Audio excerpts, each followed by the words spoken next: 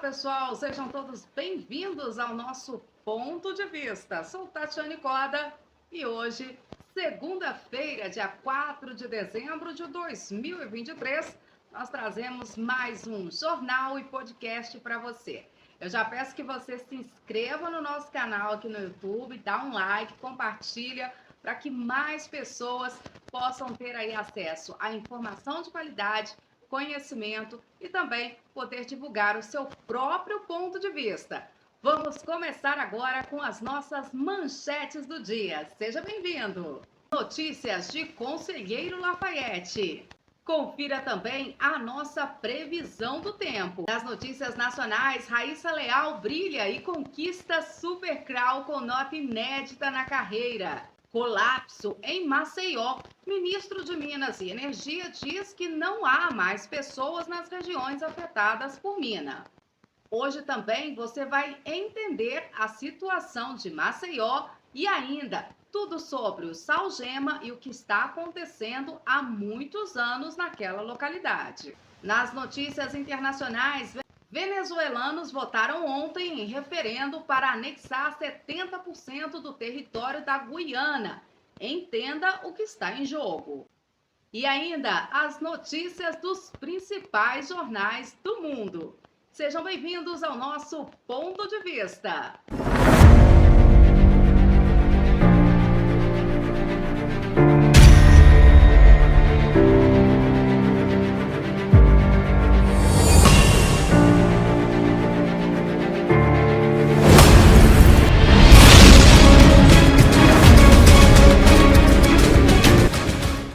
Conselheiro Lafayette faz chamamento público. A Prefeitura de Conselheiro Lafayette abriu o chamamento público simplificado para o credenciamento de prestação de serviços em oficinas culturais e artísticas para a Secretaria Municipal de Cultura de Conselheiro Lafayette. As inscrições estarão abertas até o dia 22 de dezembro de 2023. Para mais informações, você pode consultar o site da Prefeitura de Conselheiro Lafayette. Vou deixar para vocês aqui, gente, os links dos sites que eu estiver falando aqui no Ponto de Vista, inclusive o da Prefeitura de Conselheiro Lafayette. Vamos à nossa previsão do tempo para essa semana em Conselheiro Lafayette? Já está aí o nosso mapinha que você está vendo e a maioria em amarelo. E como você já segue a gente aqui no Ponto de Vista, está acostumado com a nossa previsão, gente, amarelo são chuvas intensas, ou seja, perigo potencial. Nós temos aqui a parte de Belo Horizonte, pertinho do Rio de Janeiro, aqui ó, tá um pouquinho branco, mas ainda pega um pedacinho de Conselheiro Lafayette. Então a gente permanece aí com bastante chuva, principalmente o que a gente chama de pancada de chuva isolada. O que pode acontecer? Que de um ponto da cidade chove e em outro ponto não chove. Então estamos aí com a maioria do mapa do Brasil, na verdade, em amarelo, ou seja, chuva para a maioria do Brasil, inclusive Conselheiro Lafayette. Agora nós vamos conferir aqui a previsão do tempo para os próximos dias na nossa cidade. Será que você vai ter que continuar levando guarda-chuva? É o que a gente vai saber agora no nosso quadro. Já está aí na tela para vocês. Hoje, segunda-feira, dia 4 do 12, a temperatura mínima pode chegar a 20 graus e a máxima a 29 graus. Pela manhã, muitas nuvens com pancadas de chuva isoladas. É aquilo que a gente tinha falado. Pode acontecer de chover num bairro e no outro não. E sempre chuvas muito fortes. À tarde, as chuvas permanecem com trovoadas isoladas. E à noite, muitas nuvens com pancadas de chuva e trovoadas isoladas. Ou seja, hoje, segunda-feira, não dá para tirar o guarda-chuvas da bolsa. Vamos conferir agora a nossa terça-feira, dia 5 do 12. Continuamos com muitas nuvens no céu, com pancadas de chuva e trovoadas isoladas. A temperatura mínima pode chegar a 19 graus e a máxima a 30 graus. Nós teremos então aí, ó, chuva para terça-feira de novo. E na quarta-feira você também pode conferir aqui na nossa tela mais nuvens com pancadas de chuva e trovoadas isoladas. A temperatura mínima pode chegar a 17 graus e a máxima a 30 graus.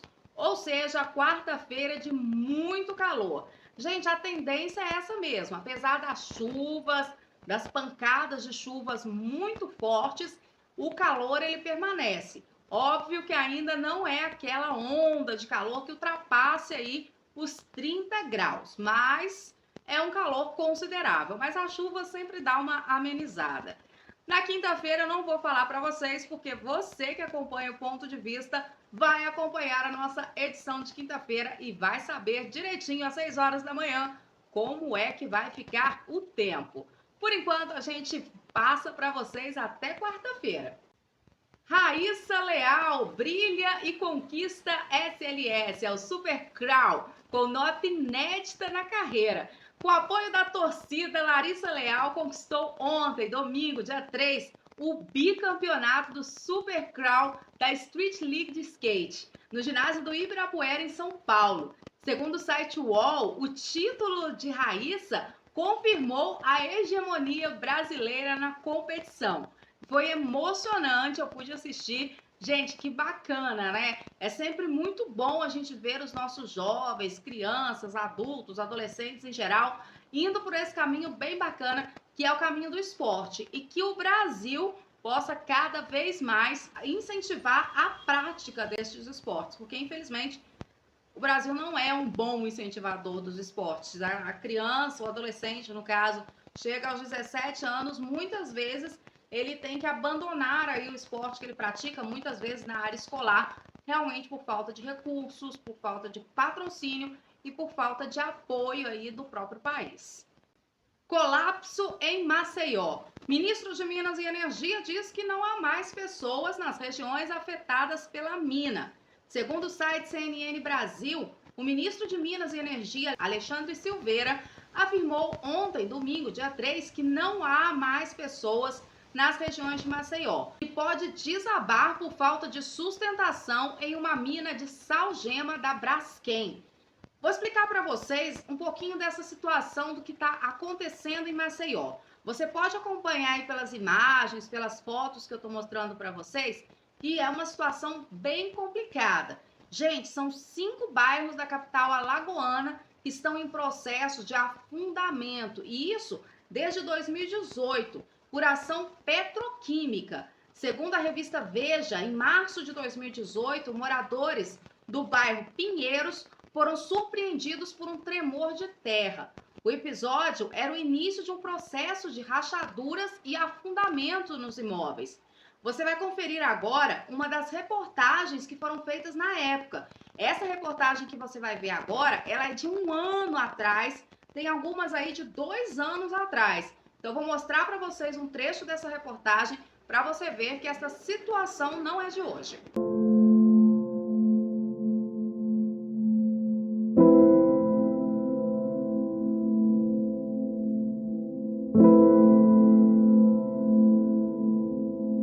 Eu moro no Mutange e não sei o que fazer.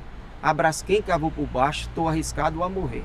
50 anos eles estão a explorar. Separaram meus vizinhos, amigos e familiares.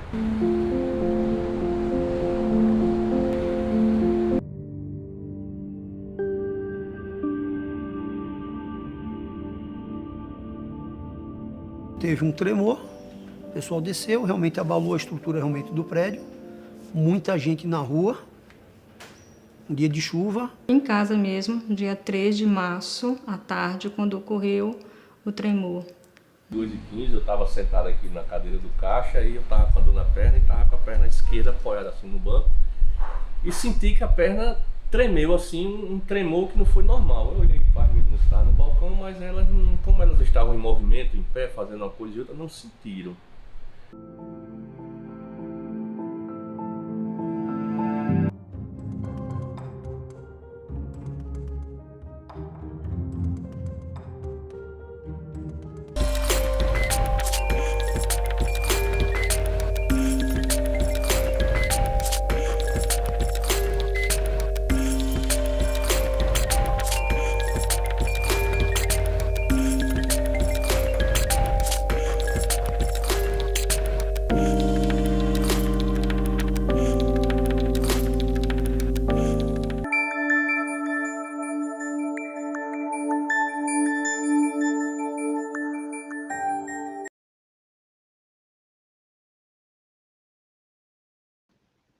você pôde ver aí nessa reportagem, é uma situação antiga. Esse processo, hoje, ele já atinge 5 bairros e já é responsável pelo desalojamento de 55 mil moradores. O problema ele foi causado pela extração inadequada do sal-gema, usado na produção de cloro e soda cáustica pela petroquímica Braskem. Ainda segundo a reportagem da Veja, os bairros Pinheiro, Mutange, Bom Parto, Bebedouro e Farol, eles estão em uma área onde a partir da década de 70 houve a exploração desse sal-gema, infelizmente de forma indevida. Sempre as pessoas colocando dinheiro na frente das vidas. Isso é um problema muito sério. Segundo o Diário de Pernambuco, a Braskem emitiu uma nota em que diz que está mobilizada e está monitorando a situação da mina 18, tomando todas as medidas cabíveis para minimizar o impacto das possíveis ocorrências e que a área está isolada. Você pensa nessa situação, 2018, quando aconteceram as rachaduras. O mais impressionante eu vou mostrar para você agora, nessas imagens aí que você já está vendo. Esses prints que eu tirei, gente, foram de 5 anos e tá aí marcado para você, tá vendo? Há 5 anos atrás. Há 5 anos atrás, eles já estavam discutindo sobre essa questão aí, desse problema que poderia ser causado por essa extração indevida.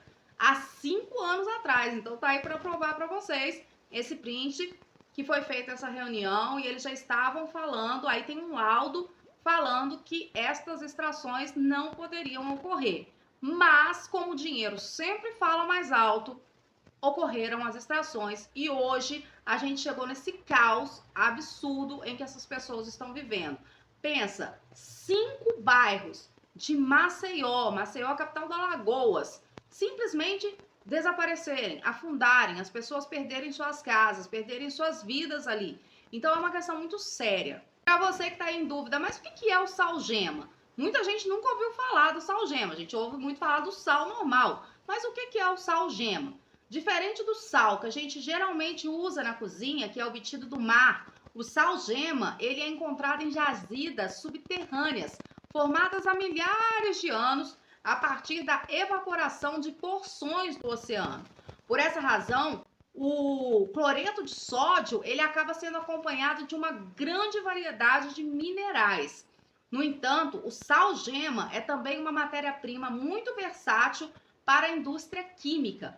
Ele é empregado, por exemplo, na produção de soda cáustica, do ácido clorídrico, do bicarbonato de sódio, do sabão, detergente, pasta de dente, enfim, na fabricação de produtos de limpeza, de higiene e até em produtos farmacêuticos. O ponto de vista, então, pesquisou a respeito dessa situação que já está ocorrendo em Maceió e vocês veem aí novamente os vídeos do que está acontecendo e de quanto tempo está acontecendo esse problema. São mais de 5 anos ocorrendo isso. Será que existe uma forma melhor de fazer essa extração? Porque não é só no Brasil que é extraído o sal-gema. Em outros países também há essa extração. O problema é a forma como essa extração aconteceu. Lá, desde 1970, tudo ocorreu de forma errônea.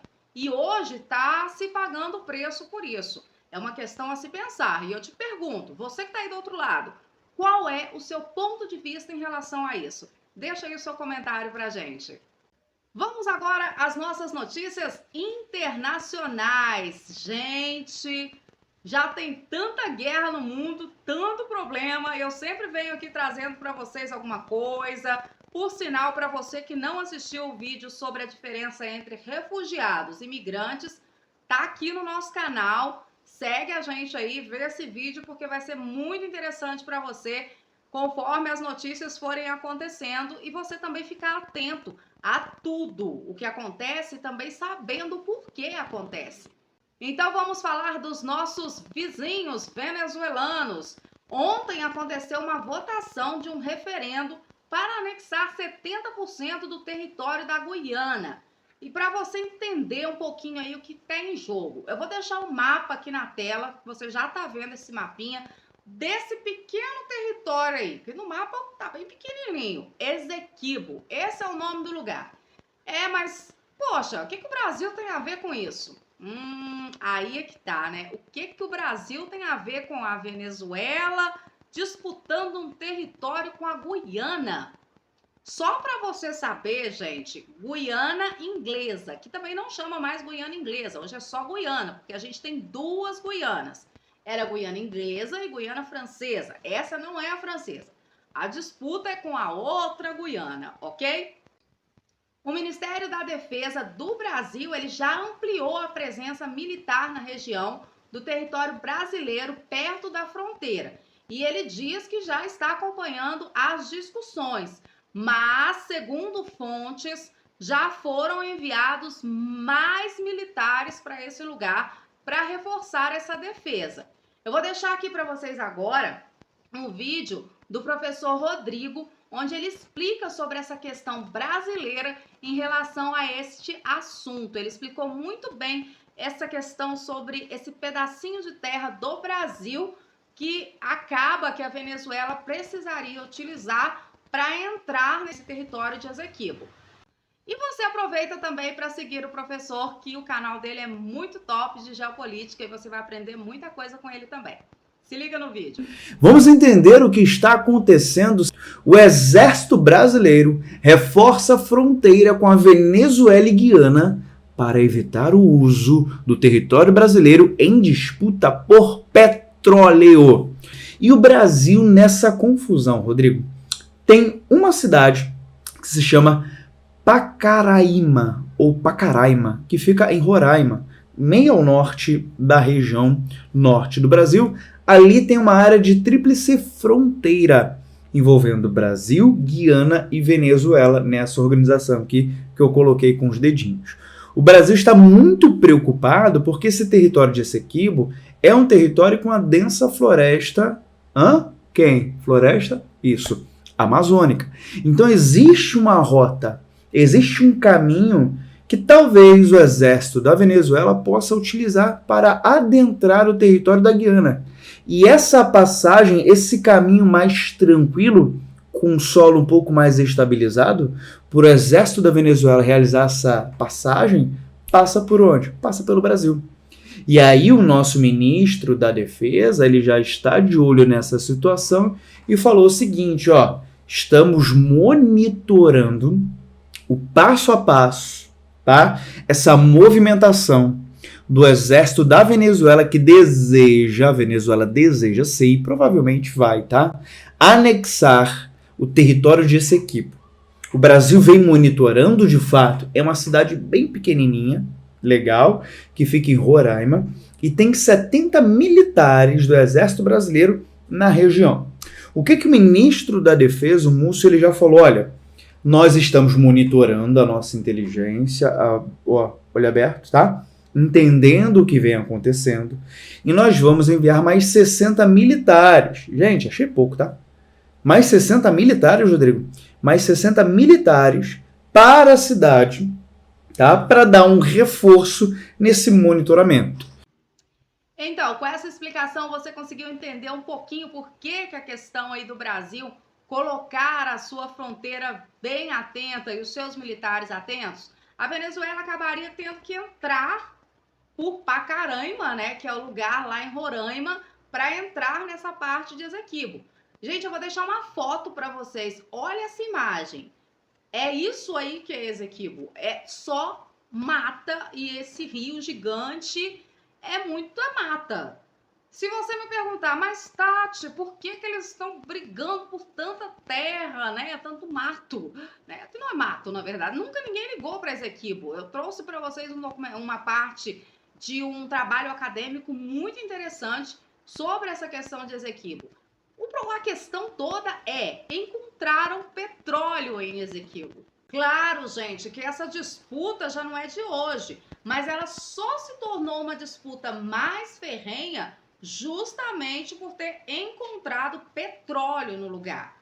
E a verdade é que o PIB da Guiana, ele aumentou bastante, que é o Produto Interno Bruto, justamente por causa desse achado de petróleo.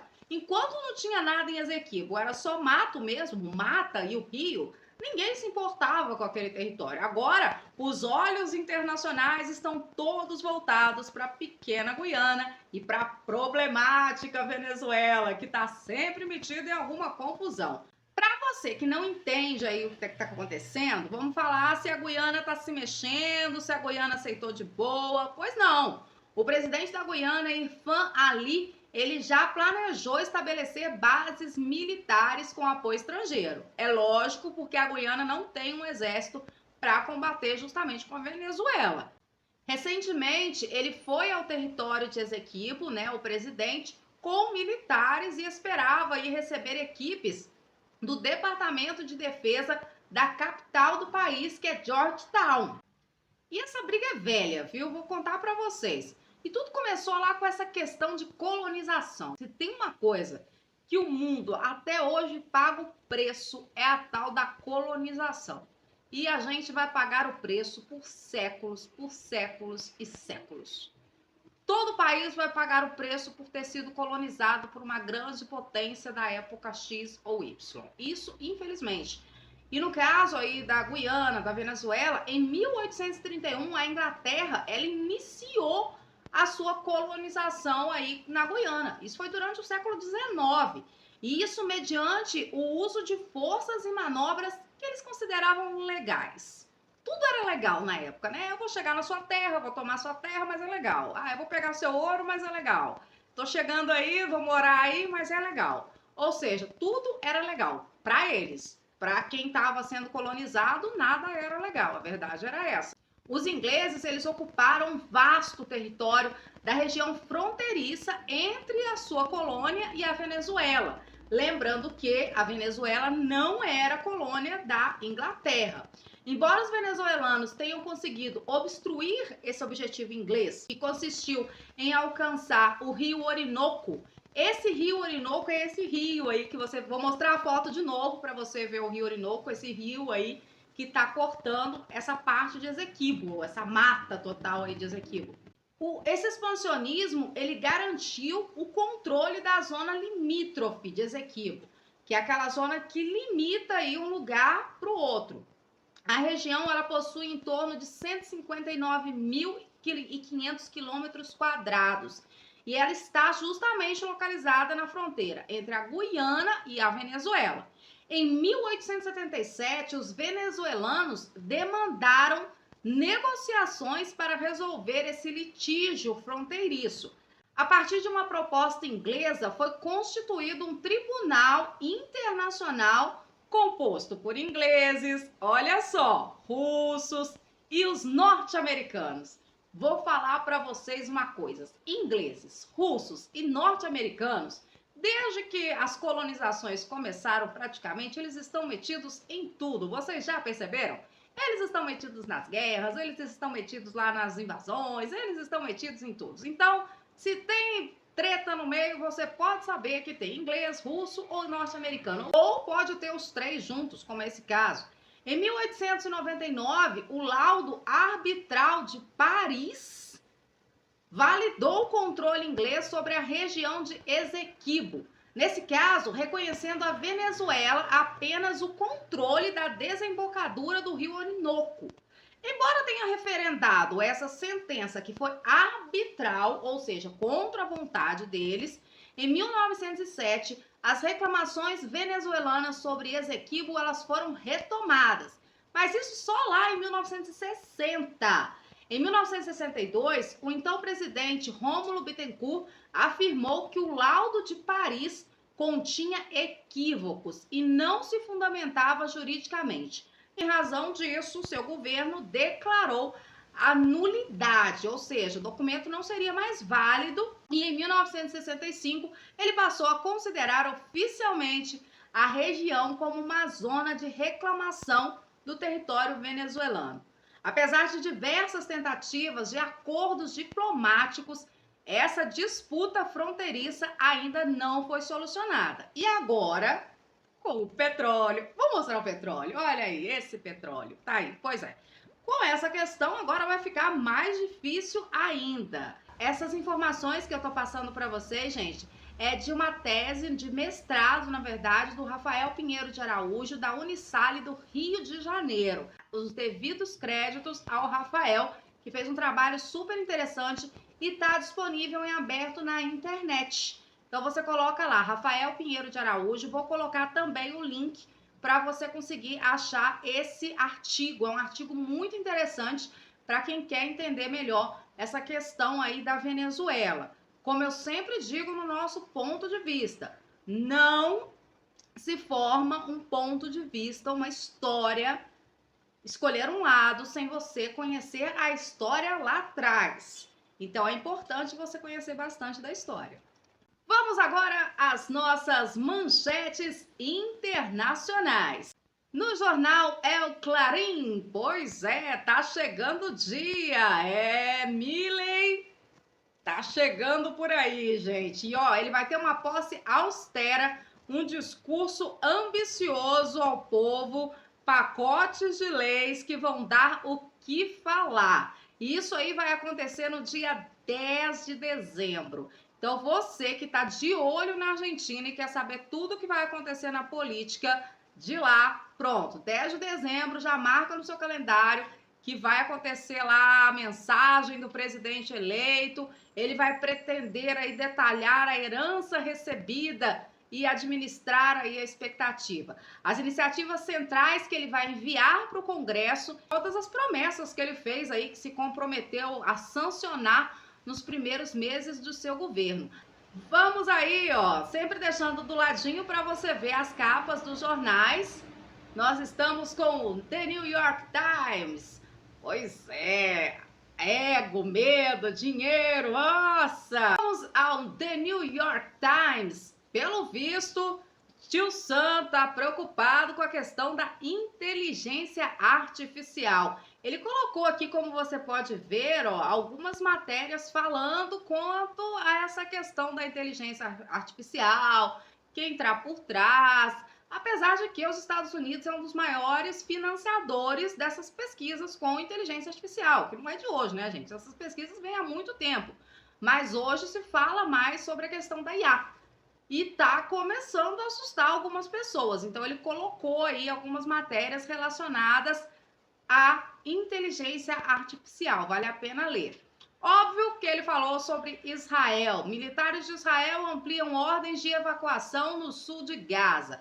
E os Estados Unidos, eles têm enfatizado cada vez mais a necessidade de limitar os danos civis à medida que Israel volta seu foco para o sul do enclave.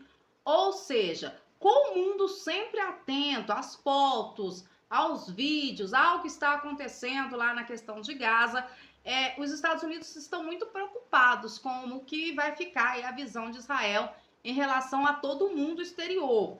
Essa guerra, ela está causando uma grande divisão no mundo que já estava dividido. Ou seja, Estados Unidos está preocupado e está pressionando Israel e o Hamas a retomar negociações. Então vamos agora ao Le Monde. Pois é, gente, o Le Monde ainda está focando na questão do atentado que aconteceu em Paris. Para você que não sabe, aí teve lá um atentado no sábado, um atentado sério.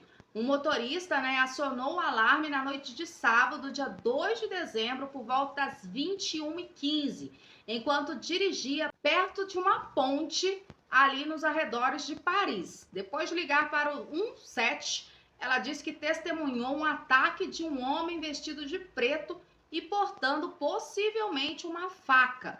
Muita gente está correndo, acrescentou ela. Um taxista que presenciou a cena gritou com um desconhecido que acabou gritando Alá Akbar e fugiu. Não é a primeira vez que um parisiense ou um cidadão de Paris ou pessoas em Paris, França em geral, sofrem algum tipo de atentado. Paris é um foco para atentados terroristas. Por lá mesmo, há grandes discussões em relação ao fato da França sempre receber muitos refugiados, imigrantes, uma ampla variedade de religiões, de grupos. Então, infelizmente, dentro desses grupos nós temos sempre os extremistas, como é esse o caso, E esse cidadão aí, ele foi perseguido pela polícia, fugiu, mas às 21h30 a polícia conseguiu neutralizá-lo com 2 choques de uma arma de choque. Ele ameaçou, disse que estava com cintos que tinham explosivos, que ele não estava usando, continuou gritando, Alá Akbar, e desmaiou e foi preso. Enfim, quando a polícia resolveu, né, quando ele acordou e foi ver lá todos os relatos, ele já era uma pessoa monitorada pela polícia, ele já tinha sido preso, ele era uma pessoa com problemas mentais, gente, é uma bizarrice total. Ou seja, era uma pessoa que já tinha problemas, ele não se identificava como muçulmano, ele simplesmente deixou todo mundo... não sou muçulmano, eu sou um adepto do Estado Islâmico. Você pensa, né? A gente pensa que nunca mais ouvi falar disso, mas tá aí. Aí para vocês, é uma parte do jornal, só tô mostrando aí para vocês, a parte do jornal Le Monde. Vamos agora ao jornal Al Jazeera. Pois é, Al Jazeera focando também na questão da guerra Hamas e Israel, falando aí, tô mostrando para vocês também as atualizações, no caso, essas atualizações elas foram de ontem, tá? Domingo. Agora, se você estiver vendo o jornal na primeira hora, 6 horas da manhã, então essas atualizações são em relação a ontem, onde eles colocam a questão de centenas de mortos nas últimas 24 horas, enquanto Israel continua com ataques pesados em Gaza. O Al Jazeera coloca aqui também a questão do Biden, né? Que irritados com a postura de Biden em relação a Israel, muçulmanos americanos prometem abandoná-lo em 2024. Lembrando que na eleição do presidente Biden, ele teve uma grande votação por parte dos muçulmanos, dos islâmicos. Ele prometia aquela questão de igualdade, né, todo mundo junto, feliz, paz e amor, mas não foi bem isso, né, que aconteceu. E acaba que quando acontecem estes conflitos, a gente precisa, né, de um lado ou do outro, as pessoas sempre acabam escolhendo um lado. E eles prometeram que não vão voltar a votar no Biden se não acontecer aí o cessar-fogo. Você também consegue ver a página do Al Jazeera que eu estou mostrando aí para vocês. Próximo jornal do mundo, como nosso ponto de vista, a gente sempre pega todos os lados. Então, todos os jornais estão abertos aqui pra gente. Vamos ao The Times Israel, também falando da questão da guerra. De acordo com eles, tá aqui o que eu tinha falado para vocês antes. O chefe do Shin Bet, ele disse, vamos tirar líderes do Hamas no Líbano, na Turquia e no Catar. Ou seja, gente, o Catar, por sinal, ele é o intermediário, porque, como o próprio Israel diz, ele não negocia com terroristas. Ou seja, Catar tá lá como mensageiro, né? Não se ataca o mensageiro. E o Catar, ele tem essa questão. O Líbano já tá atacando Israel pelo norte, tá? Aquela briguinha lá, aquela confusão. Mas no Líbano já não é o Hamas, já é do Hezbollah, que é aliado do Hamas. Já a Turquia também entrou no meio. O presidente, né, que é o Erdogan, já falou que está totalmente contra a questão do que Israel tá fazendo.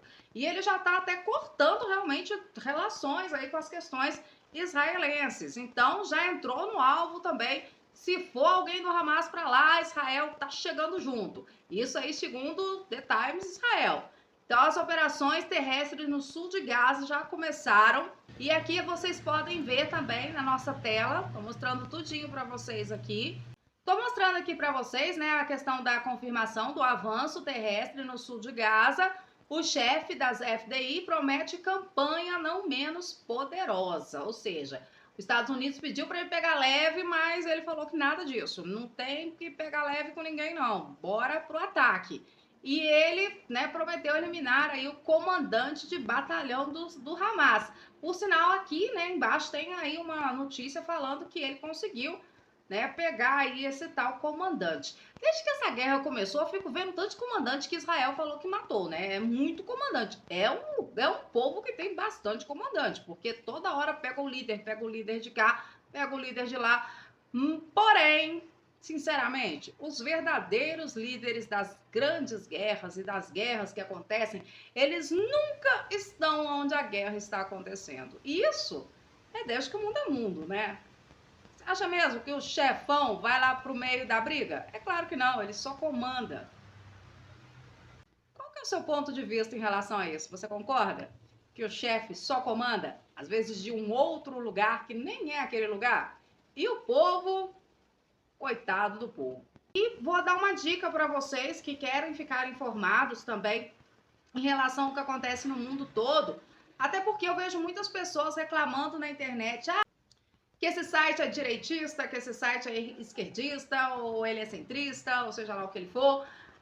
É importante que você vá a todos os lugares se você realmente gosta de política, de geopolítica, se você gosta de conhecimentos gerais, de saber o que está acontecendo no mundo.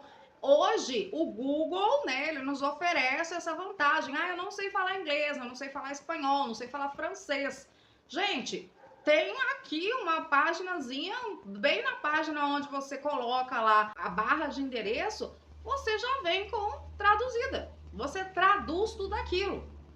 Ao menos que você fale que o Google também, né, tá fazendo fake news, né, com a tradução dele. É o que eu não duvido, mas que algumas pessoas pensem isso, mas não vai acontecer, não é o caso.